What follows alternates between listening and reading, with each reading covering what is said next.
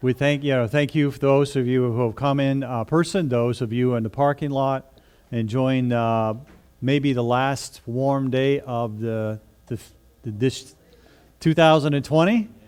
But we are here this morning to worship God, and let's open in prayer. Father God, we are thankful for your goodness to us, Father, how you watch over, how you keep us, how you love us.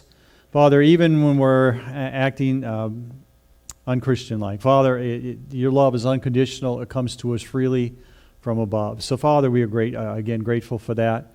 Father, this morning as we've gathered together, Father, will you use your word to speak to hearts, not only here in person, in parking lot, and those who will watch later on the web. So grateful, Father, for the technology that we have. But the goal is to share Jesus Christ with others as we live our lives on this world. So, Father, we ask you just give us courage, give us those opportunities, and, Father, watch care over all of us as we go about our work week tomorrow. We ask these things in Christ's name. Amen. For the benefit of those in the parking lot, the songs today will be Hallowed Be Thy Name, Let There Be Praise, We Bring the Sacrifice of Praise, Surely the Presence, Grace, Love, and Fellowship, and lastly, In the Name of the Lord. So let's start with Hallowed Be Thy Name. Please stand if you're able.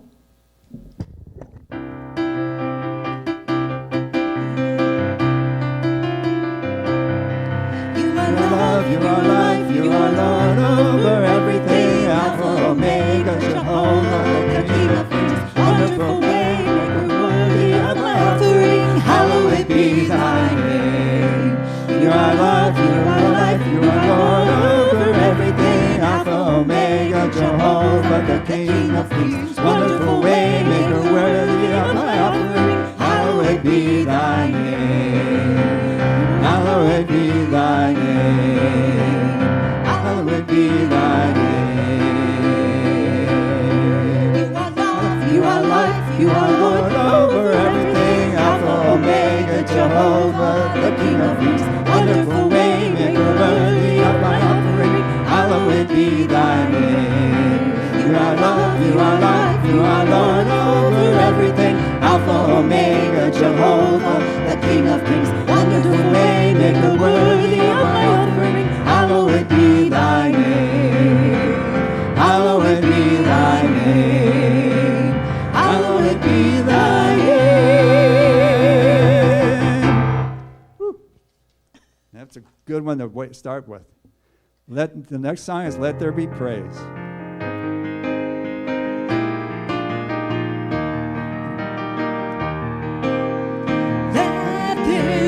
Praise, let there be joy in our hearts. Sing to the Lord, give him the glory. Let there be praise, let there be joy in our hearts. Forevermore, let his love fill the earth, and let there be praise. Let there be praise. Let there be joy in our hearts. Sing to the Lord, give him the glory. Let there be praise, let there be joy in our hearts. Forevermore, let his love fill the air, and let there be praise. Let there be praise. The next song, we don't have the words up. Robin added it at the last minute. We bring the sacrifice of praise. I think many people will know it. We bring the sacrifice of praise into the house of the Lord. We bring the sacrifice of praise into the house of the Lord. And we offer up to you the sacrifices of thanksgiving. And we offer up to you the sacrifices of joy. sacrifice of praise into the house of the Lord. We bring the sacrifice of praise into the house of the Lord. And we offer up to you the sacrifices of thanksgiving. And we offer up to you the sacrifices of joy. Next song is Surely the Presence.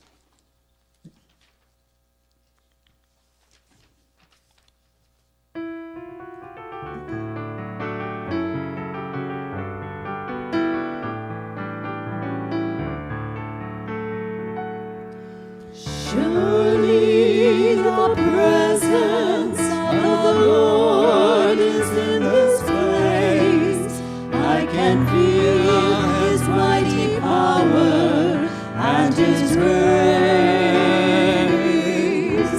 I can hear the brush of angels' wings. I see glory on each face. Surely the presence of the Lord is in this place. Surely the presence of the Lord is in this place. I can feel His mighty power and His grace. I can hear the brush of angels' wings. I see glory on each face. Surely the presence of the Lord is in this place. Our next song is Grace, Love, and Fellowship.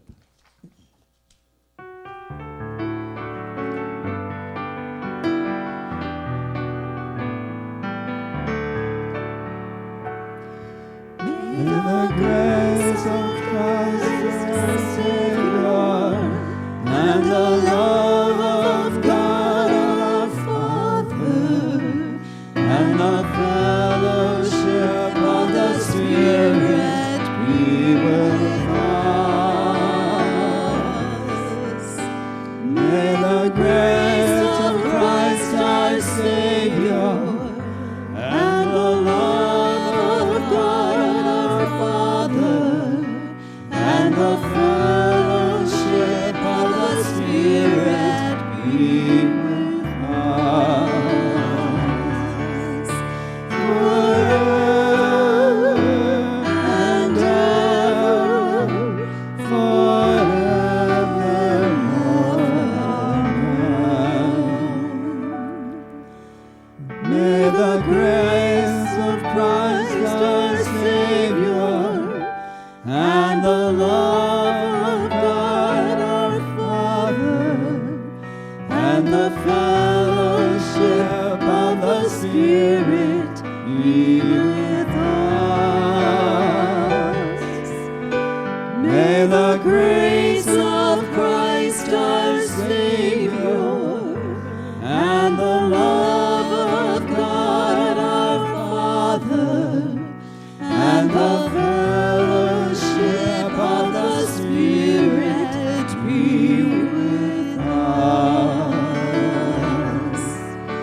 forever and ever, forevermore. Amen. Our last song today is In the Name of the Lord.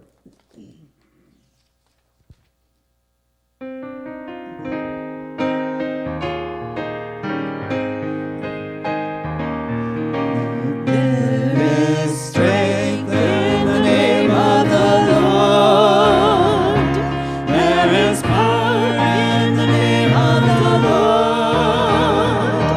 There is hope in the name of the Lord.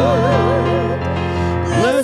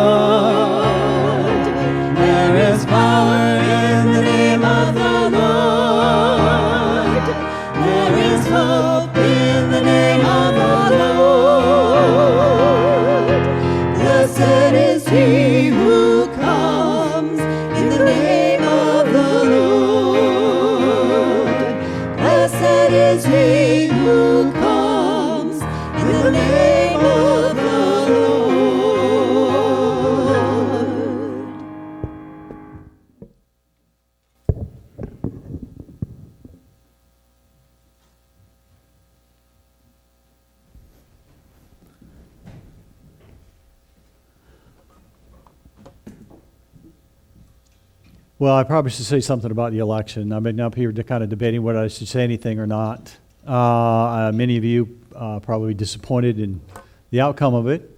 I would say this, Ohio got it right. The rest of the nation didn't agree with us. But here's the thing. God is still on the throne in heaven. Donald Trump's influence into the government will last on for 20 or so more years. He appointed 3 Supreme Court justices, something that he got my first vote for, because that was a promise he made to everybody that would vote for him, and he carried through with that. We have to understand that we've lived through 8 years of Obama being president and his policies. Okay, we survived. I don't know how much Joe Biden's going to get accomplished. He's a one-term president. His age won't allow him to continue on. I don't know how long he'll be president before Kamala Harris becomes president. Judy, please keep comments to yourself, please. Thank you. Okay, but that's just the way. It's going to. God is in control. If you look in the Old Testament, the people of Israel asked for a king. They didn't do so well after David and Solomon were gone.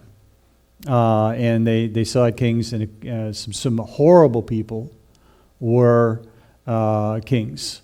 So the fight for abortion will continue with new Supreme Court justices, and maybe a possibility to get it before the Supreme Court to stop the murder of innocent children. It will the battle's not over, okay? But we know in the end that Christ will judge all those who reject him and who do these horrible things. So that belongs to him. Ours is to make sure that the heaven has everybody that we can possibly get there. Our job is not to whine and complain. We continue forward. That's all we can do, is continue forward. And that's what we'll talk a little bit about today. And the title of the sermon is Frozen. We'll get to the text in a moment. So, you remember as a child you played freeze tag? You ran around, somebody was it, kind of like tag, but you were frozen. If they touched you, instead of you being it, you were frozen. And you go unfrozen by one of your teammates who wasn't frozen can reach out and touch you. But, it was a good game. Maybe you're more into watching Batman. Remember Dr. Freeze? He froze everybody with his freeze gun or whatever it was called. And then if you're a Ted Williams fan, cryogenics, he's the only man that I know of that's had his head removed so he could be frozen, so come back to life. I don't know, somebody's frozen's dead. That's just all there is to it. 86%, this is a fact, 86% of teenagers who attend non-Christian colleges lose their faith before graduation. It's from George Barna. What happened there? Why? Why is that prevalent in Christendom? Because it got froze out. Peer pressure, whatever, being taught by non-Christian classes, whatever, teachers, professors, it's all there. Why? Because they got froze out. They got told, this is not just silliness that you believe in, all this kind of stuff. Well, there's some people that did not want to be frozen out in their profession. Okay. This is a quote. I think the world market, there may be enough room for 5 computers. Okay. Thomas Watson, chairman of IBM, 1943. 5 computers worldwide. There's no reason anyone would want a computer at their home. Ken Olsen, president, chairman, founder of Digital Equipment Corporation, 1977. Why would anybody want a computer at home? Most of you have a computer in your pocket or your purse right now. It's called a cell phone. The telephone has too many shortcomings to be seriously considered as a means of communication. The device is inherently of no value to us. Western Union Internal Manual, 1876. Okay? They don't like their sound. The guitar music is on its way out. That's Deckard recording, rejecting the Beatles in 1962. That guy lost his job. Airplanes are interesting toys, but of no military value. The professor of strategy from France. They probably still have that same idea. Not everything that can be invented is invented. Charles Dewey, the Commissioner of U.S. Patents, 1899. X-rays are a hoax. Lord Calvin, President of the Royal Society, 1893. Unworthy of attention of a practical and scientific man. The British Parliamentary Committee report on Thomas Edison's electric light bulb. Wow. I'm glad these guys moved on. Yeah, think about it. Think about our world without electricity. Let's go to Exodus this morning, chapter 3. And we're going to look at Moses. Chapter 3, the first 6 verses. Now Moses was attending flock of Jethro, his father-in-law, the priest of Midian. He led the flock to the far side of the desert and came to Hebron, the mountain of God, where the angel of the Lord appeared to him in flames of fire from within a bush. Now Moses saw the bush was on fire and it did not burn up. Now let's stop here just for a moment. This area that he's at, some of the desert areas, very high concentrate of sulfur. And the wind would blow up the dust and would get on these dead plants, and sometimes it would spontaneously combust. Okay, he'd probably seen that before. If not, he'd been warned by his father-in-law, this happens in this area. Okay, so you might see this. Verse 3. So Moses thought, I'll go over and see this strange sight, why the brush is not burning up. When the Lord saw that he had gone over to look, God called him from within the bush. Moses, Moses. Moses said, Here am I. Do not come any closer, said God. Take off your sandals. This place where you're standing is holy ground. Then he said, I am the God of your father, the God of Abraham, the God of Isaac, the God of Jacob. At this, Moses hid his face because he was afraid to look at God. Okay, so Moses comes to face with this burning bush. It's not being consumed. Kind of weird. Okay, I've never seen anything like that. My grandfather had a shed burned down. He used some, I think it's linseed oil on something. I don't even know if you can buy linseed oil today. And he had it on some rags, and he just kind of threw them in a corner. Forgot about them, okay? And they spontaneously combusted and burned the whole shed down, okay? From what little memory I have of that shed, it was probably a good thing, okay? It was a mercy killing. It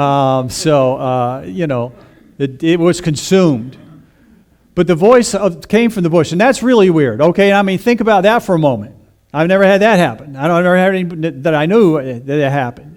Okay, so Moses goes over to check this burning bush out that's not burning up, and the voice comes from the bush. He's not afraid at that point in time until God says this, I am the God of your father. Now that's a scary thought. He was frightened by that. He fell on his face. He didn't want to look at God, but he was afraid. Moses is experiencing one of the greatest moments of his life. Will he freeze and miss it or move forward? Now, those of you who know the story, Moses moved forward. I mean, he had made some excuses why when God finally told him what he was up to and what his part was going to be, Moses had all kinds of excuses why he should not go. You send somebody else, okay? Now think about it just for a moment. Moses' whole life he was prepared for this moment in time. He spent all those years in Pharaoh's home. He was taught by the best of the land. He probably had, if you want to say, an engineering degree. The Egyptians were great builders. Okay, he knew the palace inside and out. How do you think he showed up in Pharaoh's court without a problem? Okay. He knew how to get in and how to get out. Okay? As a kid running around there, he probably knew all the little secret places. Moses was prepared for that one. He didn't see it. Sometimes in his life, I don't think he wanted to see it. But God had moved Moses to a certain point where this is the time now, Moses. You're the man. You're the man for the job. All your excuses are lame. I don't want to hear them anymore. Okay? You're going to do this. And he did. And it changed the course of not only the nation of Israel, but maybe the course of the world at that point in time. So, we're going to look at another fellow. His name is Saul. So if you turn your Bibles to Acts chapter 9, we'll read the first 6 verses there as well. Acts chapter 9, verse 1. Meanwhile, Saul was breathing out murderous threats against the Lord's disciples. He went to the high priest and asked him for letters from the synagogues in Damascus, so that if he found any who belonged to the way, whether men or women, he might bring them as prisoners to Jerusalem. As he neared Damascus on his journey, suddenly a light from heaven flashed around him. He fell to the ground, and a voice said to him, "Saul, Saul, why do you persecute me?" "Who are you?" Saul asked. "I am Jesus, who you are persecuting," he replied. "Now get up and go to the city, and you will be told what you must do." Must do. Saul had been appointed to a certain thing. He's confronted with a bright light and a voice from heaven. That has to be, for Saul, who would later be named Paul, had to be a huge, huge surprise for him. Here he is, thinking, a zealous person. I read one historian talked about the Apostle Paul. He said, look, whether he stayed Saul or whether he became the man he did become, history was going to record Saul of Tarsus. Saul of Tarsus would have become the high priest in Israel. He said he had everything needed. He had sat at the feet of Gamaliel. He had all the great teachings, but he had also had a Roman citizenship, which gave him certain privileges that other Jews did not have. His father probably purchased that for him in the day. So here he is. Paul's experiencing the greatest moment of his life. Will he freeze or miss or move forward? He moves forward. He moves forward. And you ask yourself, well, what about those who failed? There are those who failed, but the reality is this.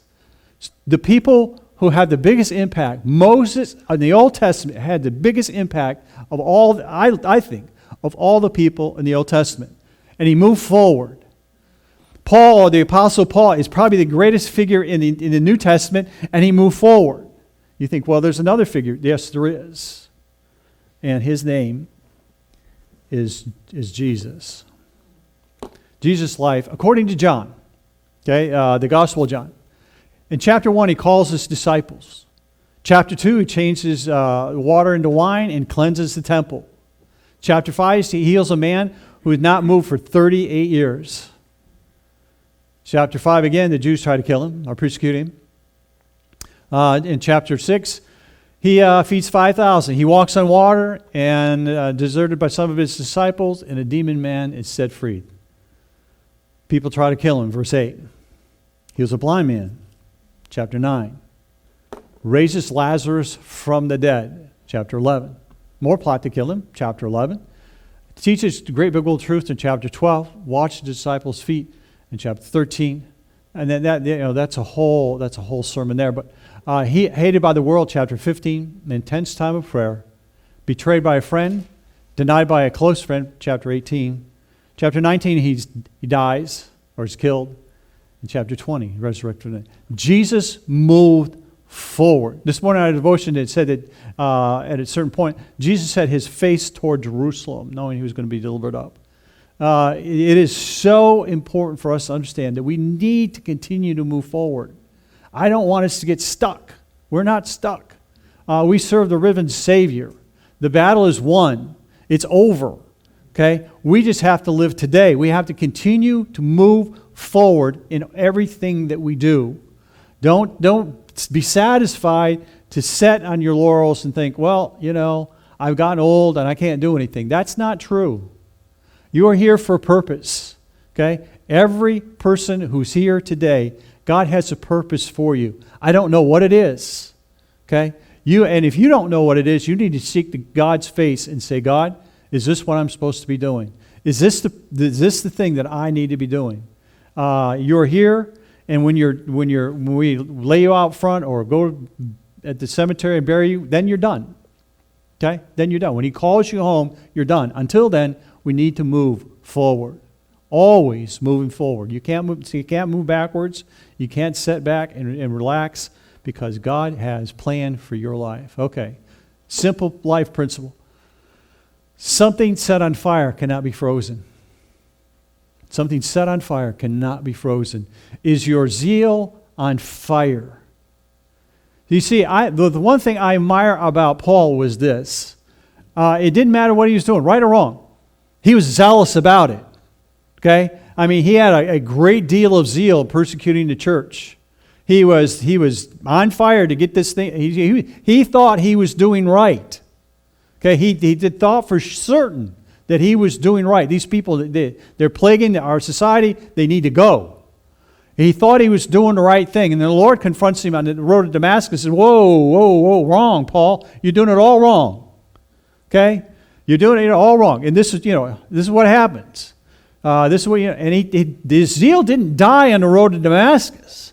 I think probably on the road to Damascus, his zeal went from, I've been doing all these things wrong. I need to make up for the past, and I need to work even harder. Okay?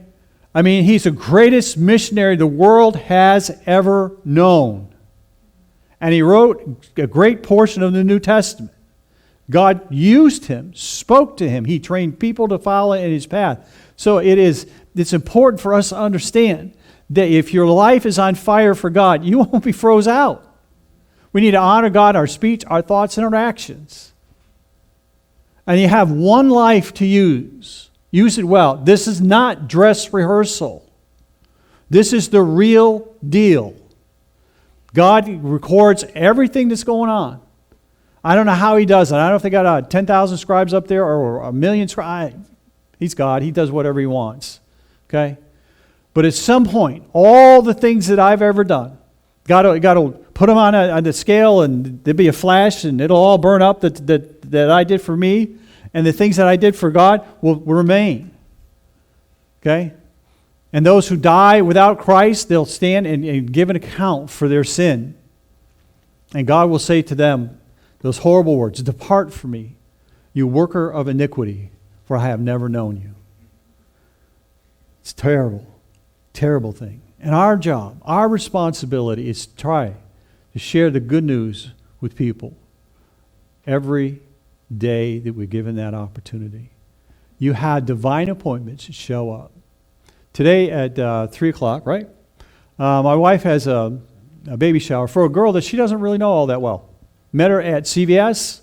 She was contemplating maybe killing her child through abortion. She's 38 years old. She's not married. The father of the child decided, I'm just going to take off.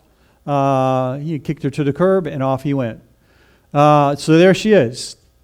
She may or may not know the Lord. We haven't had a great conversation yet. But today at 3 o'clock, they'll have this baby shower for her. And the whole purpose of the baby shower is this: show Jesus Christ's love to this woman. And Robin said, they're going to hook her up with a microphone, and she said, I'm going to give the gospel to these people.